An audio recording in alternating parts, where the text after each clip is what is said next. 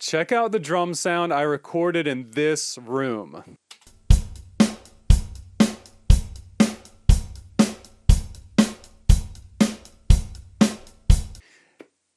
Awesome, right? Except that I didn't actually record the drums in that room at all. I recorded them in my basement at my house. That was actually Fascination Studios in Sweden, where some of my all-time favorite bands like Opeth and Dimmu Borgir,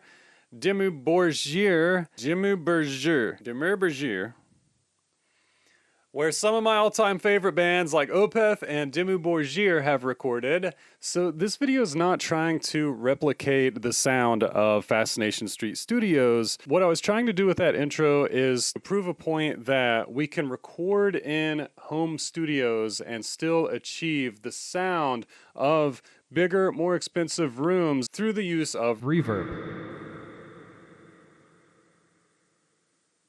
Reverb?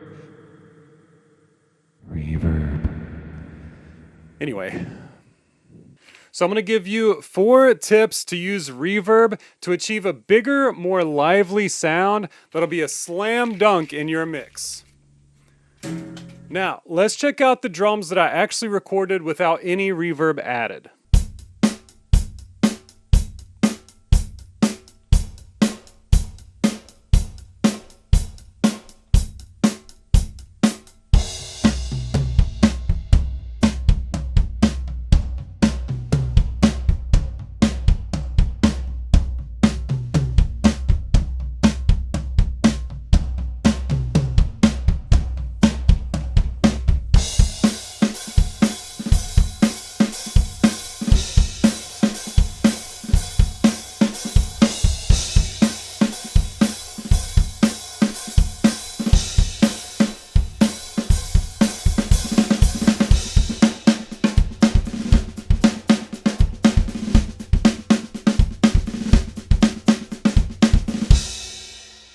So, how did we do that? Tip 1, use multiple reverbs.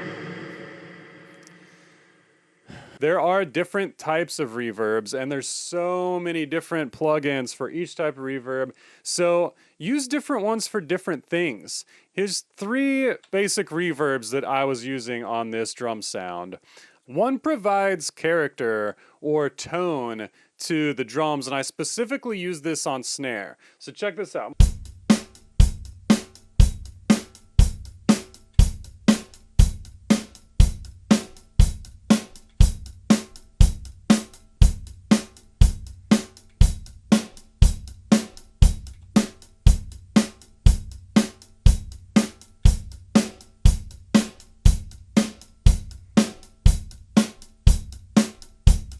This is one of my favorite reverbs. I've just started using this pretty recently, like a heavy punk rock project. I wanted the snare to take up a little bit more space in the mix. I wanted it to sound bigger. So this is the Sunset Sound reverb. You'll see me using this for other things as well. It's on a chamber setting, just very short time parameters on this. So we'll get into that more. The other reverb I mentioned is just for that energy and liveliness. What I'm going to be using for that is an algorithmic reverb like Pro R. So I'll bring up the one I was using for this. You can be a little bit more creative with it. It sometimes has more parameters to play with. So I'm using all 3 that I've mentioned so far. Let's check that out. So I just wanted some brightness. So let's check out what we're getting from that.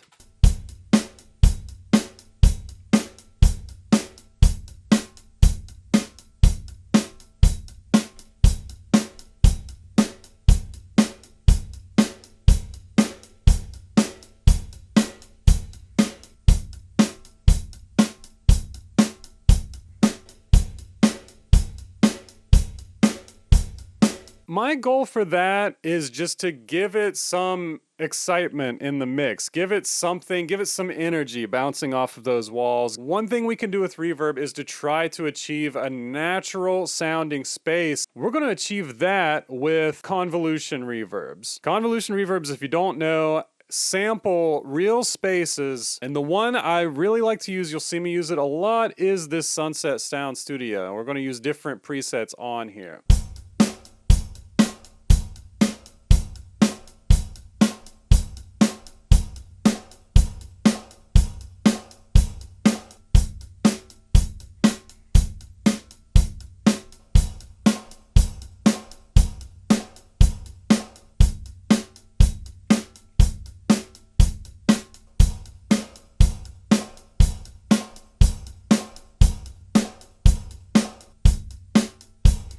So we can keep that low in the mix. So I'm boosting the level on these so you all can hear it a little easier, especially if you're listening on your phone or something. But typically I would have these pretty low. Like you keep these pretty low, pretty subtle, and it sounds even more natural. This was not a super expensive reverb. Again, there's a million reverbs out there. These are general concepts that you can use with any assortment of reverb plugins. So we put them all together again. And this is what we have.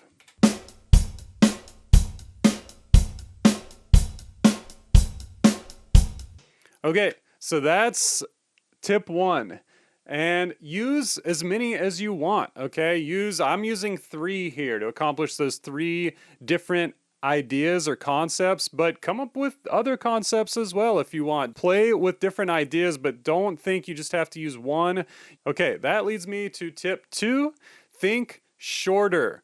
A lot of these reverb plugins, for some reason, when you bring them up, are set to this like really long time, and then you can increase it way past that, and you get this like super long reverb sound. Of course you want to be able to do that, but a lot of times I want to start really low, really small, and that's how I got most of these reverbs. So check this out. This snare character, it's down to 8% of the decay time with a very low pre-delay of 2 milliseconds. Of course, that's just a little character that we're adding. Let's look at the other ones. The room, what I call the room, is our Pro R. So I have the decay rate pulled down to 72 and this pulled down, so it ends up about 0.78.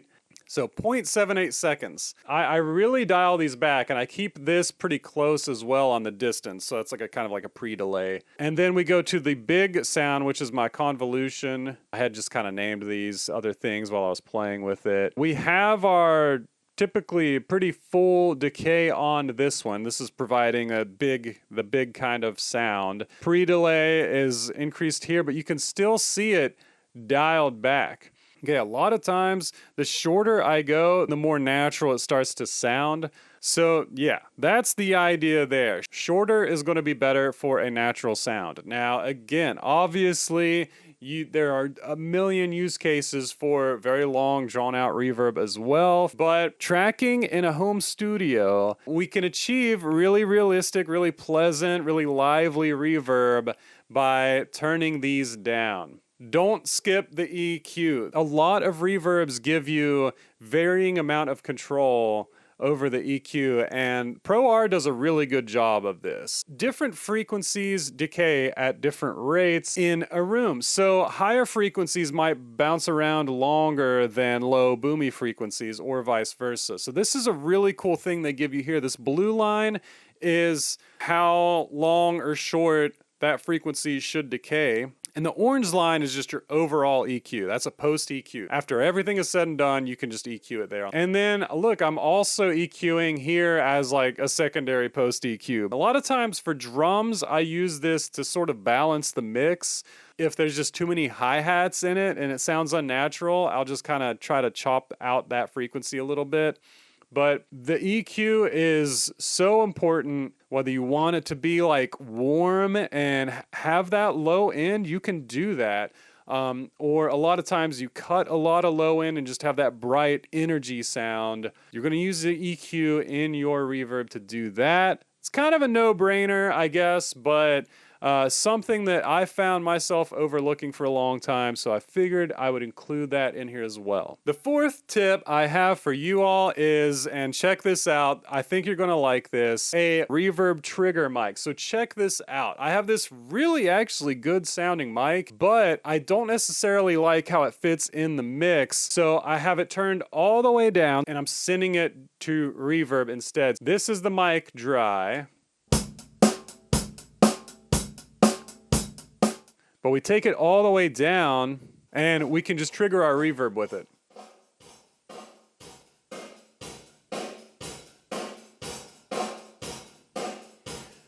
Now this is the mic. This is all we're going to hear from it. And this is basically your volume here. So let's check it out in the mix.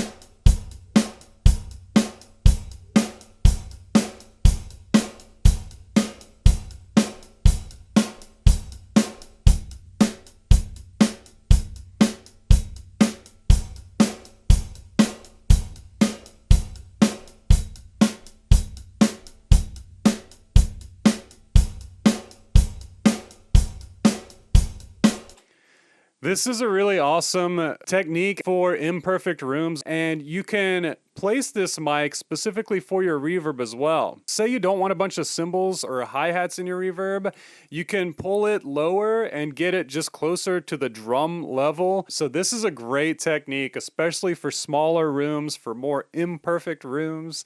This was a EV635 Omni Dynamic, and I had this actually over the kit, almost like an overhead. One thing I found with my setup is that my room isn't big enough for room mics to really sound reverby. It's not big enough for them to have this like big lively sound. So when I set up room mics even kind of further away in my drum room, they still just sound like a dry drum kit, and they just don't sound very good. So I have a couple different techniques I use. I go over this in the last video as well. So this video is part 2. So definitely check out part 1, which is the acoustics in my room. So I play with all my absorption panels. I play drums and I take the panels off and on and let you hear all the differences there. I play with diffusers, packing blankets. The whole time I'm just playing drums and letting you hear the changes in the audio. So once we have our dry kind of sound, we can play with it a lot more and go from there. So cool, that's pretty much it. So I wanted to show you how I approach it and maybe give you some new ideas for experimenting with reverb in your sessions. I hope you got something from it. Comment, please, and let me know which tip was your favorite, or maybe some other tips that you all have that I should know about. Thank you all for watching. I appreciate it, and we'll see you on the next one. Okay, shouldn't a welcome sign be at the beginning of the video? Just roll it up. Just roll it up. I'm trying to straighten it up. It's just It's straight putting enough. a welcome sign at the end. It's just fine. weird. They won't notice. They won't notice. Okay. All right, I'm rolling. Yeah, I'm just rolling. roll it. Roll it. Just keep rolling. Okay. Yeah, Okay. it's fine. Reverb.